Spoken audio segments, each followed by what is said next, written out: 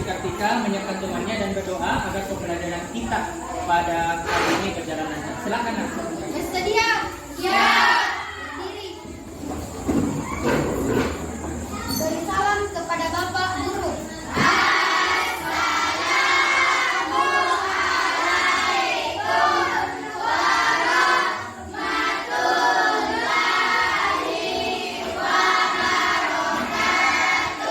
Waalaikumsalam warahmatullahi wabarakatuh. Duduk. Berdoa sebelum belajar dimulai. Selesai. Oke, bagaimana keadaannya anak-anakku sekalian pada pagi hari ini? Oke. Bapak mau mengecek dulu kehadiran anak-anakku sekalian, apakah semua hadir? Oke, alhamdulillah kalau semuanya hadir ya. Oke, anak-anakku sekalian, yang masih ingat pembelajaran kita pada pertemuan yang lalu tentang dampak penggunaan zat adiktif bagi kesehatan?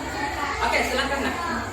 Dampak penggunaan zat adiktif bagi kesehatan pada dampak dapat menimbulkan rasa panas dan gembira, sedangkan pada dampak bagi geram dapat menyebabkan ketergantungan. Oke, baik sekali. Kita beri tepuk tangan dulu. Nah, pembelajaran kita pada pertemuan yang lalu itu erat kaitannya dengan pembelajaran kita pada hari ini. Nah, adapun judul pembelajaran kita pada hari ini sistem peredaran darah pada manusia. Silahkan diperhatikan slide-nya. Nah, ini adalah gambar seorang anak yang terjatuh, ya. Berdasarkan gambarnya ini, apa yang terjadi dengan tubuhmu jika darah keluar secara terus-menerus? Oke, silakan Nak. Oke, nah kalau darah kita keluar secara terus-menerus, maka kita akan kekurangan darah. Ya, benar sekali Nak.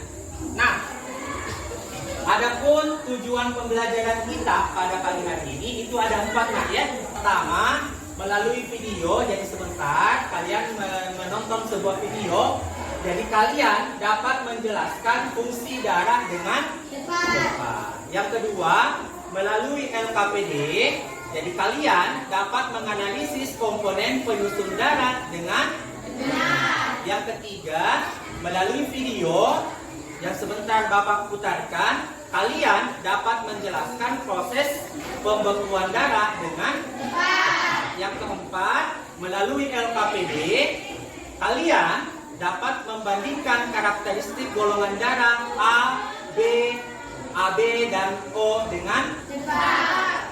Nah, anak-anakku sekalian, silahkan diperhatikan slide-nya. Jadi permasalahan aktual pada pembelajaran kita pada pagi hari ini, yaitu pada umumnya jenis sel darah yang beredar di dalam tubuh akan menuju ke daerah yang terluka dan berkumpul hingga mereka membentuk suatu sumbatan. Proses pembekuan ini secara medis disebut koagulasi. Untuk mereka yang mengalami gangguan pembekuan darah, trombosit cenderung koagulasi. Bahkan saat tidak ada pendarahan, darah yang menggumpal pun tidak diserap kembali seluruhnya oleh tubuh. Nah, berdasarkan permasalahan aktual ini, mengenali masalah dan akar masalahnya, yaitu gangguan pembekuan darah dapat mengakibatkan kondisi yang dapat membahayakan jiwa. Nah, berdasarkan akar masalahnya, ada 3 alternatif solusi yang ditawarkan. Yang pertama, itu komponen penyusun darah untuk membandingkan karakteristik golongan darah A, B, AB, dan O. Yang kedua, darah mengandung sel-sel darah dan plasma darah. Yang ketiga, keping darah sangat berhubungan dengan proses menurunnya luka. Nah, berdasarkan ketiga alternatif solusi ini, yang akan kita pelajari pada hari ini yaitu komponen penyusun darah untuk membandingkan karakteristik golongan darah A, B, AB, dan O. Nah, selanjutnya silakan anak-anakku diperhatikan videonya. Trombosit bekerja dan mengeluarkan protein berbeda, disebut faktor pembekuan darah atau faktor koagulasi yang ditemukan dalam plasma. Secara sederhana, proses pembekuan darah memubah darah dari cairan menjadi padat di lokasi cedera. Luka pada kulit atau luka dalam menyebabkan robekan kecil di dinding pembuluh darah yang mengakibatkan perdarahan. Tubuh akan menyingkirkan pembuluh darah untuk mengendalikan perdarahan yang terjadi. Proses ini akan membatasi aliran darah ke area yang terkena. Sebagai respon terhadap cedera, tubuh mengaktifkan trombosit. Pada saat yang sama, trombin akan mengubah protein fibrinogen yang ada di plasma darah menjadi benang-benang fibrin. Benang-benang fibrin inilah yang akan menyumbat luka, sehingga darah memiliki skema untuk memperjelas perubahan proses pembekuan darah. Semoga bermanfaat. Oke. Nah, berdasarkan kedua video tadi tentang yang pertama, video tentang fungsi darah, yang kedua tentang proses pembekuan darah. Adakah anak-anak yang ingin ditanyakan dulu? Saya Pak. Oke, silakan. Nak. Mengapa sel darah merah tidak bertahan lama? Oke, bagus sekali pertanyaannya, Nak. Nah, untuk menjawab pertanyaannya tadi, mengapa darah merah tidak dapat bertahan lama? Sel darah merah itu analogikan ya, seperti sebuah telur ya. Nah, sebuah telur itu dia memiliki nukleus atau inti. Nah, begitu pula dengan sel darah merah. Nah, sel darah merah tidak dapat bertahan lama karena tidak memiliki inti atau sel nukleus, sehingga sel darah merah tidak dapat mempertahankan fungsinya, sehingga mati dan didaur ulang oleh hari. Oke, sampai di sini nak, paham? Oke. Nah, selanjutnya Bapak akan membagi kalian ke dalam kelompok yang heterogen. Jadi kelompok 1 di sebelah sini, 2, 3, 4, dan 5. Silakan anak-anakku duduk berdasarkan kelompoknya. Silakan.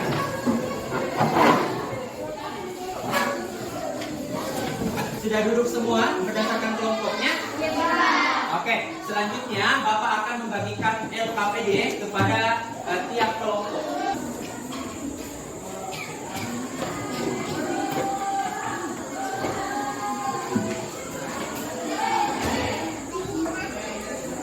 Di depan kalian sudah ada lembar kerja kalian ya, bersama buku bahan ajarnya. Nah, jadi adapun judul percobaan kita pada hari ini yaitu komposisi, golongan, dan proses pembekuan darah. Adapun alat dan bahan yang akan kita gunakan yaitu alat tulis. Nah, oke, jadi silahkan anak-anakku membaca petunjuk ada di lembar kerjanya. Nah, tak lupa Bapak ingatkan untuk kalian menuliskan nama kelompoknya dan nama anggota kelompok.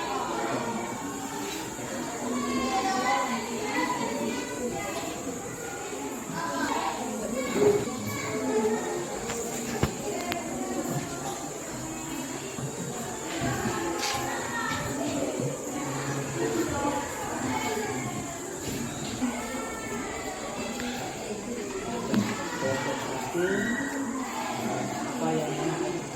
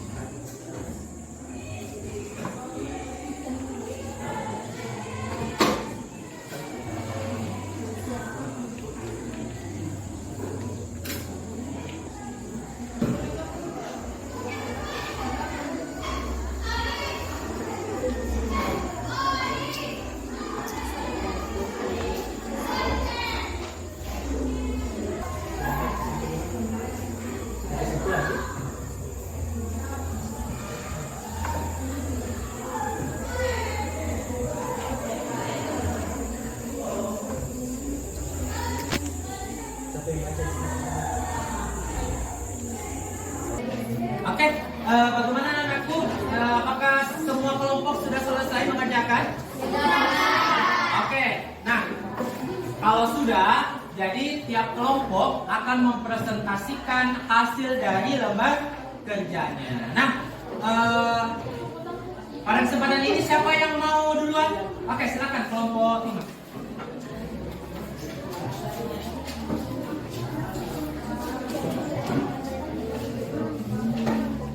Assalamualaikum warahmatullahi wabarakatuh.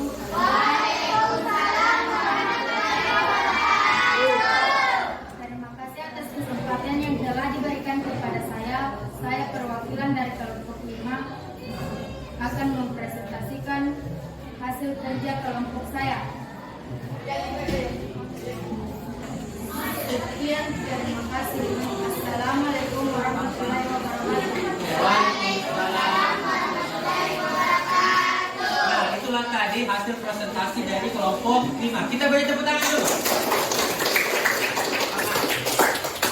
Nah, semua kelompok sudah mempresentasikan hasil dari kerjanya. Nah, setiap satu kelompok silakan mengumpulkan lembar kerjanya di depan meja Bapak. Sudah semua ya?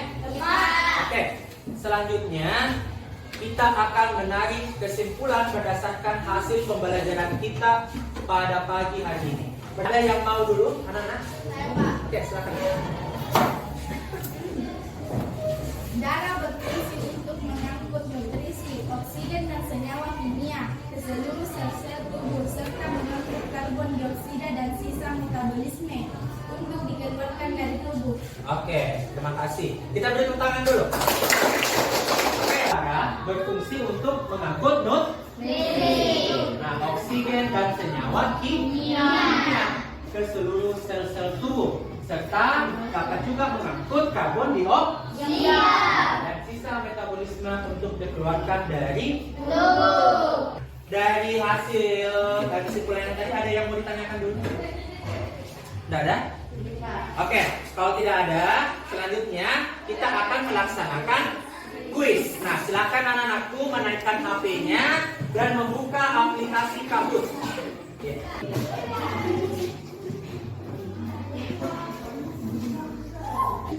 Silakan dimasukkan kode PIN-nya. 4869672. Oke, kita mulai. Ya. Dapat menerima darah dari semua golongan darah yang memiliki 2 antitogen merupakan ciri dari golongan darah apa? Oke. Oke. Kita lihat. Siapakah? Urutan ketiga adalah Raihan Nafira. Urutan kedua adalah Nafira. Ya, urutan pertama siapa kira-kira?